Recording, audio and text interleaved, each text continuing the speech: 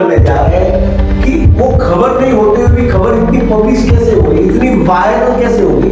भाजपा में नरेंद्र मेहता के बाद कौन की लड़ाई तेज हो गई। आपको लिए चलते हैं फरवरी 2015। मेरे मंच पर स्वागत। इस YouTube चैनल के जरिए हम एक नए फॉर्मेट में आपसे रूबरू हो रहे हैं और इस फॉर्मेट में हम उस मुद्दे को पकड़ेंगे, उस मुद्दे को छुएंगे जो खबरों में है, चर्चा में है, चर्चित है और आपका जानना जरूरी भी है। तो मीरा भाईंदर का ऐसा कोई भी एक आध मुद्दा, एक दो खबर को हम टच करते हैं और पहली खबर हम करते हैं जो सप्ताह भर से चर्चा में चल रही है। बहुत कुछ कहा जा चुका है लेकिन हमें लगता है कि इसमें बहुत कुछ कहा जाना बाकी है और इसीलिए हम बात करते हैं अतीत के उन चंद पन्नों को खोलते हुए, ताकि आप इस खबर के अंदर तक जा सको। और अतीत के चंद पन्नों को खोलने के लिए जहां छवि बनाने और बिगाड़ने का खेल नैरेटिव और परसेप्शन के सहारे किया जाता हो, ऐसे समय में ऐसी खबर को जो रियलिटी में खबर है ही नहीं, लेकिन चूंकि खबर चल गई तो उस खबर का विश्लेषण जरूरी है। तो हम आपके सामने इस खबर को लेके जाने के लिए आपको लिए चलते हैं फरवरी 2015 में। मीरा भाईंदर महानगर पालिका पर महापौर का चुनाव लगता है और महापौर पद की कैंडिडेट बनते हैं गीता जैन और उनके सामने कैटलीन परेरा। कांग्रेस और एनसीपी गठबंधन की संयुक्त उम्मीदवार होती है।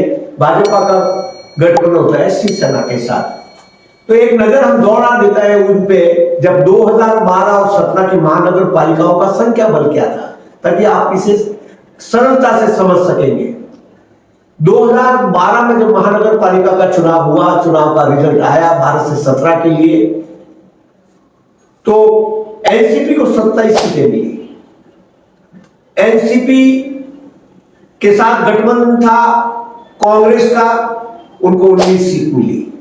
राष्ट्रवादी कांग्रेस का नेतृत्व यहाँ के राजनीति के चाणक्य गिलबर्ट मेंडोजा कर रहे थे। कांग्रेस का नेतृत्व मुजफ्फर हुसैन जी के हाथ में था। भारतीय जनता पार्टी को 30 सीटें मिली। तब तक नरेंद्र मेहता विधायक बन चुके थे और नरेंद्र मेहता भाजपा को लीड कर रहे थे अपने दम पर, अपने बल पर। शिवसेना का लीडर प्रताप सरनाईक जी थे, उनके नेतृत्व में शिवसेना का स्थानीय शिवसेना को चलाया जा रहा था जब शिवसेना एकजुट थी। एक निर्दलीय उम्मीदवार जीते थे जिनका नाम मुन्ना सिंह जी, और महाराष्ट्र नवनिर्माण सेना को भी 1 सीट मिला था और बहुजन विकास आघाड़ी को 3 सीट मिला था। संख्या बल के हिसाब से पहला महापौर, एक टर्म में 2 महापौर होते हैं। पहला टर्म 2012 वाला चुनाव होते हैं, कैटलीन परेरा जीत जाती है। उसके बाद 2.5 साल बाद फरवरी 2015 महानगर पालिका का चुनाव होता है और भाजपा ने गोवा दौरे में ऐसा मंथन करते हैं कि कुछ न कुछ नया हो जाता है। यहाँ की भाजपा पहली बार सत्ता में आ जाती है, गीता जैन जीत जाती है और वही कैटलीन परेरा, वही संख्या बल, वही नगर सेवक, लेकिन क्रॉस वोटिंग होती है, मंथन तगड़ा होता है और स्थानीय भाजपा पहली बार मनपा महानगर पालिका में सत्ता की प्राप्ति करती है। गीता जैन को 48 वोट मिलते हैं, कैटलीन परेरा को 41 मिलते हैं, क्रॉस वोटिंग होती है और इसमें जीत भाजपा की हो जाती है। इसीलिए हमने जिक्र किया कि जब जब संकट में आती है भाजपा गोवा का दौरा करती है। तो पहला एपिसोड आपके सामने ये क्लियर हो गया। कहना ये चाहते हैं कि उस दौरे में गीता जैन भी थी, उस दौरे में भाजपा एकजुट थी, भाजपा में कोई बगावत नहीं थी और भाजपा सत्ता में आ गई। इसके बाद हम शुरुआत करते हैं, भाजपा में सब कुछ ठीक ठाक चल रहा था। विधानसभा चुनाव आता है 2019 का, नरेंद्र मेहता गीता जैन के हाथों हार जाते हैं और यहां से शुरुआत होती है खालीपन। और इसके बीच में बाद में घटना घटित होती है। महापौर का चुनाव होता है 27 फरवरी 2020 को, 26 फरवरी 2020 को। 26 फरवरी 2020 के पहले ऐसी कहानी यहाँ लिखी जा चुकी थी स्थानीय भाजपा में। नरेंद्र मेहता ने राजनीति को संन्यास अलविदा कह चुके थे। घटनाएं कई घटित एक साथ होती है और ऐसा लगने लगता है कि भाजपा के हाथ से सत्ता चली जाएगी। राज्य स्तर के बड़े बड़े नेता, सरकार उद्धव साहब की थी, उद्धव ठाकरे की, राज्य सरकार के दोनों साइड के नेता चाहते थे कि सत्ता हमारी बने, भाजपा चाहती थी सत्ता हमारी ही रहे। और भाजपा उस टाइम बगावत के मोड़ पर आ चुकी थी।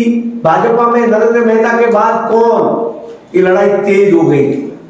गीता जैन चाहती थी और गीता जैन ने चुनाव इसी एक स्लोगन के साथ लड़ा कि मैं जीतूंगी तो भाजपा में आ जाऊंगी या भाजपा में आऊंगी। ये अलग बात है कि उन्होंने अपना सपोर्ट उद्धव साहब की ठाकरे सरकार को दिया जब आघाड़ी की सरकार बनी और भाजपा का विरोध उन्होंने किया। उसके बाद अब जरूर वो भाजपा के साथ है, लेकिन ये विषय अलग है। अपन चलते हैं वापस गोवा वाली बात पे।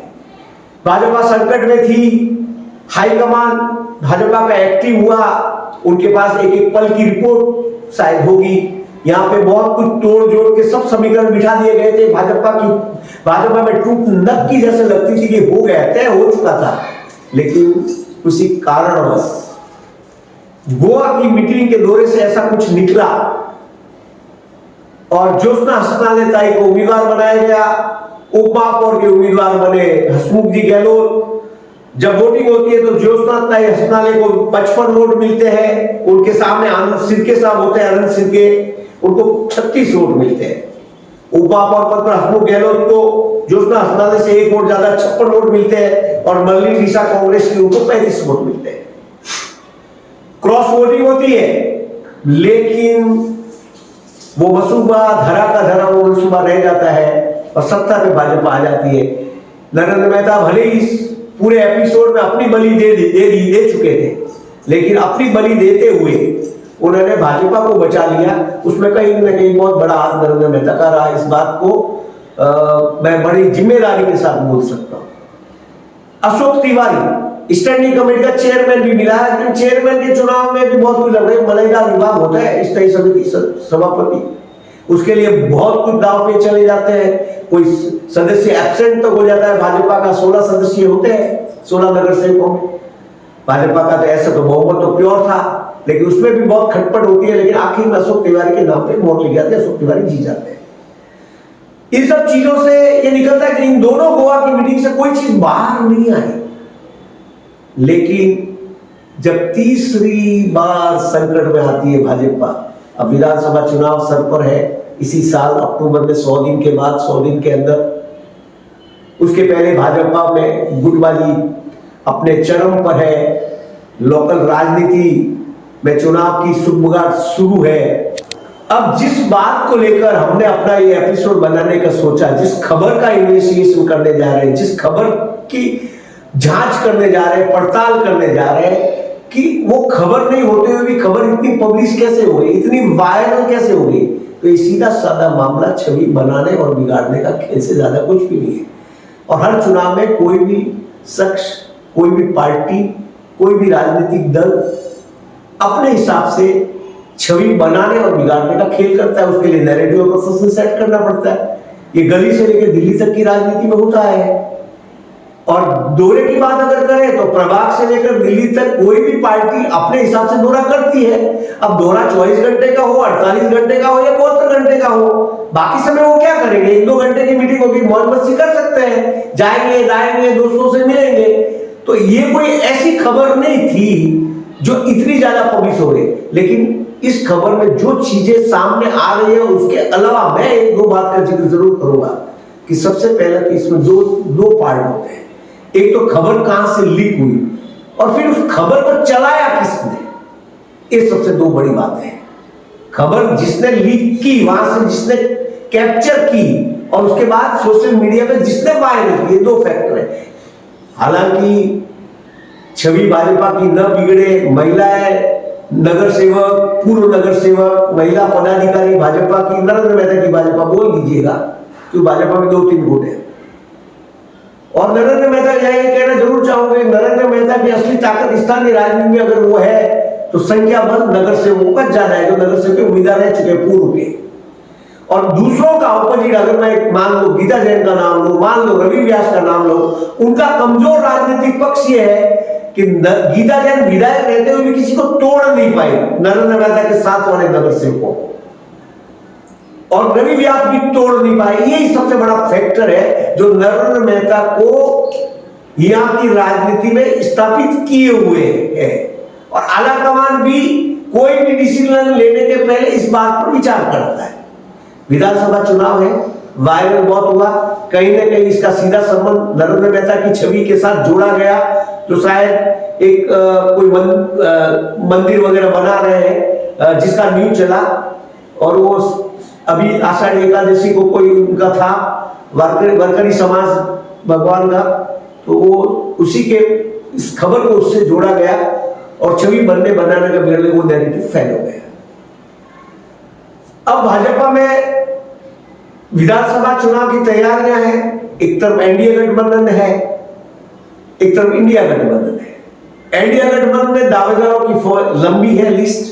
वहां पे मुझे हुसैन का एक क्षेत्र है कि दो पार्टियां जो साथ में है वो 2017 में राष्ट्रपति का वर्चस्व जब ज्वाइंट थी तभी से कमजोर है, एक भी नगर से जीत के नहीं आया, तो अब तो दो भागों में बिक गई है और उसका वोट बैंक भी कम है, काफी कम है। एक टाइम राज करते थे गिलबर्ट मेंडोजा हुआ करते थे, राष्ट्रपति का एकदम जबरदस्त बोल वाला था। मुजफ्फर हुसैन जो स्थापित नेता की श्रेणियों में 3 नेताओं की गिनती मीरा भाईंदर के स्थापित राजनेताओं में की जा सकती है, जिन्होंने अपने बल पे अपनी पार्टी को सत्ता के करीब पहुंचाए, सत्ता दिलाई और सत्ता का स्वाद भोगा।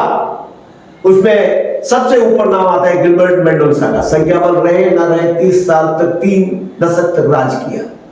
दूसरा नाम आता है मुजफ्फर हुसैन का, ये जोड़ी 10 साल तक एक छत्र रही, और मुजफ्फर हुसैन जी ने भी 2007 में सत्ता के एकदम करीब भाजपा को पहुंचा दिया। 79 नगर सेवक तत्कालीन समय में हुआ करते थे, क्योंकि प्रभाग पद्धति सरकारों के हिसाब से चलती है, कभी 2 का पैनल, कभी 3 का, कभी 4 का। आगे आने वाले समय में कौन सी राज्य सरकार आएगी, वो कौन सा पैनल लाएगी, ये सरकार आएगी क्या, ये रखेगी या चेंज होगा, ये सब भविष्य के गर्त में है।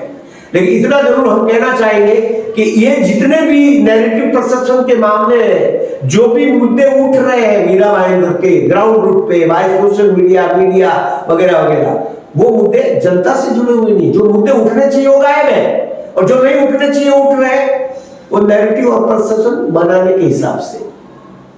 तो ये खबर मैं एक जिक्र भी मैंने किया, लेकिन कुछ बीच में रह गया कि मैं उनका भाजपा के लिए उनका बहुत बड़ा रोल रहा, जिन्होंने इस नैरेटिव को फैल किया। वो महिलाएं कार्यकर्ता, महिला नगर सेविका, जिन्होंने पुलिस स्टेशन तक ये मामला गया, तो बस उसका भी होने वाला एफआईआर का बहुत लंबा कुछ नहीं है, लेकिन एक परसेप्शन क्रिएट हुआ, एक नैरेटिव बना, और एक जो आवाज को दबाने के लिए जो आवाज क्रिएट होती है वो आवाज क्रिएट हुई, और इसका बहुत बड़ा फर्क जनता में पड़ता है। नैरेटिव टोटली फेल हुआ मेरी नजर में, मेरे विश्लेषण में, जो लोगों से बात हुई है बहुत जनों का। इस खबर को हम यही विराम करते हैं। मैं आपको ये जरूर कहना चाहूंगा, मेरे चैनल को लाइक करें, सब्सक्राइब करें, और आगे अगला एपिसोड इसी भाईंदर की ऐसी 1-2 विषय पर, और आप भी कमेंट में कोई आपको लगे प्रिय विषय कि इस पे बात करनी चाहिए, जनता से जुड़ा होना चाहिए, मीरा भाईंदर से जुड़ा होना चाहिए, हम जरूर बात करेंगे उस एपिसोड पे। और कोशिश ये करेंगे कि हर रोज एक आध खबर आपके सामने, एक या 2 खबर चर्चा वाली, चर्चित वाली लेके आए। धन्यवाद।